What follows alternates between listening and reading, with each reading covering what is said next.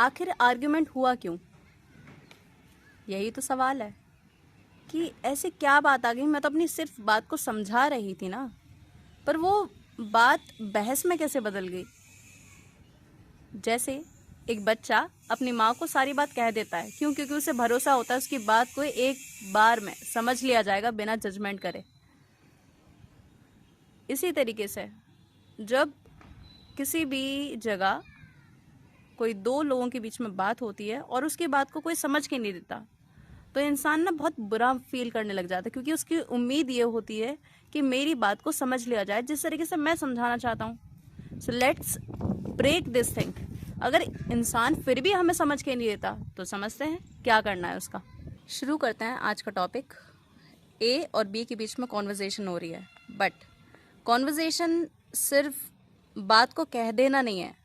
उस बात को जब तक बी ए की बात नहीं समझेगा और ए बी की बात समझेगा नहीं, तो कोई फ़र्क नहीं पड़ेगा।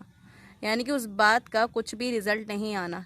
जब रिजल्ट नहीं आता तो उसका कारण होता है कि कहीं ना कहीं बी अगर स्पीकर है तो ए को अंडरस्टैंड करने में मिसअंडरस्टैंडिंग हुई है, कुछ भी हुआ है, पर हुआ तो है। नॉलेज नहीं है बी वाले को ए वाले की कि वो किस तरीके का इंसान। जब तक पर्सनैलिटी क्लियर नहीं होगी अपनी बात कैसे रखोगे तुम। इसलिए नॉलेज क्लियर में ज़रूरी है अंडरस्टैंडिंग होना, ए किस तरीके का व्यक्ति है, ठीक है, मरीज किस तरीके का है, किस लेवल का मरीज है, ठीक है।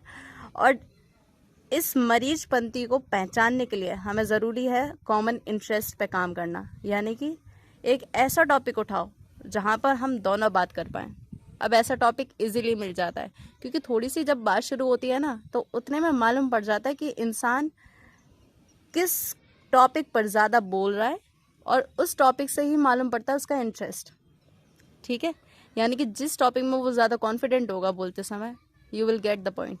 सो कॉमन इंटरेस्ट मालूम पड़ गया तो उस इंसान की पर्सनैलिटी मालूम पड़ जाएगी, और उस हिसाब से कि किस तरीके की उसे बीमारी है ना, उस हिसाब से तुम क्या दे पाओगे, उस ए को दवाई दे पाओगे। यानी कि उसी फॉर्मेट में क्या कह पाओगे, बातें कह पाओगे, जिससे कि बी जो है, जो भी बात कह रहा था, वो ए एक बार में एक्सेप्ट कर लेगा और हमारी बात का कुछ ना कुछ रिजल्ट आएगा। So thanks for watching this video and keep learning in this way.